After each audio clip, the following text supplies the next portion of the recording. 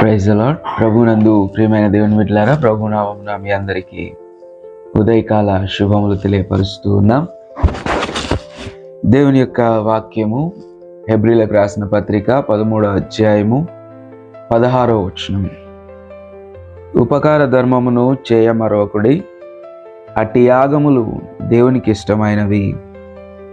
ప్రియ దేవుని బిడ్డలారా, ఉదయకాల వేళలో దేవుడు మరొకసారి మనల్ని ప్రోత్సహిస్తూ ఉన్నాడు, బలపరుస్తూ ఉన్నాడు, ఇదిగో తెలియజేస్తూ ఉన్నాడు.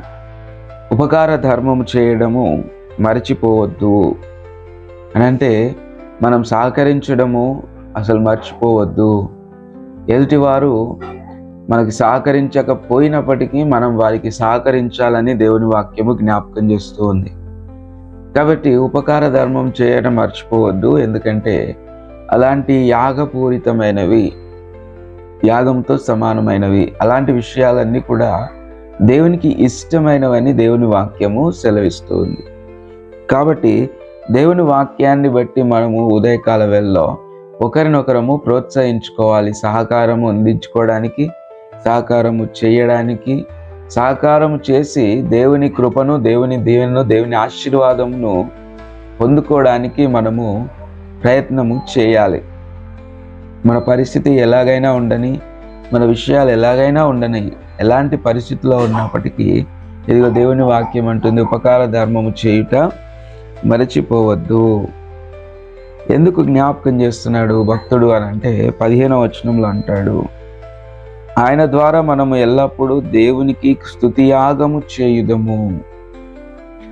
దేవుని స్తుతించేటువంటి మనము ఆయన నామమును ఒప్పుకొంచు జీవఫలము అర్పించుదము అనేటువంటి మాటను జ్ఞాపకం చేస్తూ, ఈ లోకంలో మన జీవితము స్థిరమైనది కాదు, రాబోయే దానికోసము మనం ఎదురు చూస్తున్నామని దేవుని వాక్యము జ్ఞాపకం చేస్తుంది. కనుక ఈ లోకంలో ఉన్నటువంటి కొద్ది కాలంలో మనం దాచిపెట్టుకోవడం కంటే కూడా ఇతరులకు పంచడము, సహకరించడము ఎంతగానో విలువైనదని దేవుని వాక్యం జ్ఞాపకం చేస్తుంది. అందుకే మనము దీవించబడాలి అని అంటే ఇతరులకు మనం ఏం చేయాలి అంటే సహకరించాలి, ఉపకారము చేయాలి. ఉపకారము అని అంటే ఎదుటి వారికి సహకారం అందించడము ఉపకారం లాంటిది. కాబట్టి ప్రియ దేవుని బిడ్డలారా, ఎదుటివానికి సహకారం అందిస్తూ దేవునికి ఇష్టమైన జీవితాన్ని గనక మనం జీవిస్తే పరలోక రాజ్యంలో నిత్య జీవం మనందరిది. ఈ దినము మనము ఈ విధంగా ఉన్నాము, దేవుని చేతిలో దీవించబడుతున్నాము అనే విషయాన్ని నువ్వు జ్ఞాపకం చేసుకుంటే, నువ్వు గుర్తు చేసుకోవాల్సింది ఏంటి అని అంటే, ఇతరులకు కూడా నేను అదే విధంగా సహాయపడాలి, సహాయం అనుగ్రహించాలి. అప్పుడే దేవుడు సహకరిస్తాడు, దేవుడు దీవిస్తాడు అనే మాటను జ్ఞాపకం చేస్తుంది. బైబిల్ గ్రంథంలో ఒక మాట ఉంటుంది, సహకారుల పేర్లు జీవ గ్రంథమందు ఉన్నవి. కాబట్టి మన పేరు జీవ గ్రంథం ముందు ఉండాలంటే మనం సహకరించాలి. సహకరిస్తేనే మన పేరు జీవ గ్రంథంలో ఉంటుంది. ఇంకొక మాట మనం జ్ఞాపకం చేసుకోవచ్చు, ఇదిగో అనేకమైనటువంటి స్థితిలో మనకు ఎదురయ్యి మనం సహకరించలేని స్థితిలో, ఉపకార ధర్మం చేయలేని స్థితిలో మనం ఉంటాం. అయితే దేవుని వాక్యం ఉదయకాల వేళలో మనల్ని ప్రోత్సహిస్తుంది.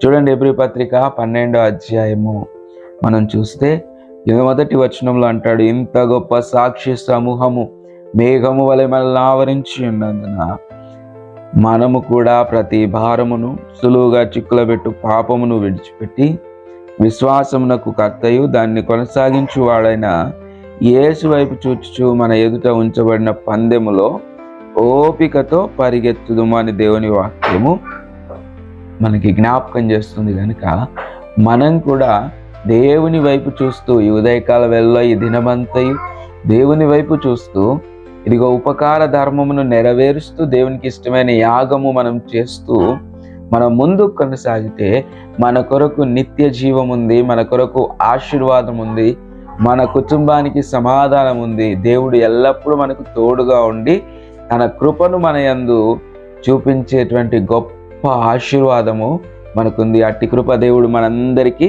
దయచేయునుగాక. ఆమేన్. ప్రార్థన చేసుకుందాం.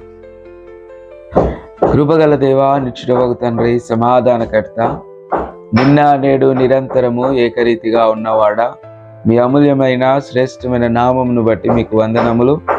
ఈ ఉదయకాల వేళలో ప్రభువా, ఇదిగో నీ సన్నిధానమును జ్ఞాపకం చేసుకుంటూ ఉపకార ధర్మమును చేయ మరువకుడి అనేటువంటి మాటను బట్టి మీకు వందనములు చెల్లిస్తూ ఉన్నాం.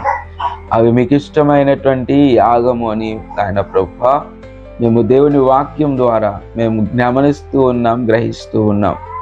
తండ్రి, మా చుట్టూ ఉన్నటువంటి విశ్వాసులను మేము చూస్తూ, విశ్వాసం గల వారి యొక్క జీవితాలను గమనిస్తూ నాయన ప్రభువా, ఇదిగో మీ యందు ఆలోచన కలిగి ఉపకార ధర్మము చేయుచు నాయన ప్రభువా, మీకు ఇష్టమైనటువంటి నాయన ప్రభువా జీవితము జీవించినట్లు మీ సహాయము దయచేయమని దేవా, నీ ప్రేమ గల హస్తాలకు తండ్రి, ఇదిగో ఈ మాటలను వింటున్నటువంటి బిడ్డలను మమ్మల్ని ఈ దినం అంతయు నీ కృపలో కాచి కాపాడి బలపరచి భద్రపరిచి నడిపించుమని నజరేయుడు మా ప్రభువును రక్షకుడైన యేసు క్రీస్తు శుభనామంలో ఈ ప్రార్థన అడిగి వేడుకొంచున్నాం మా ప్రియ పరలోకపు తండ్రి.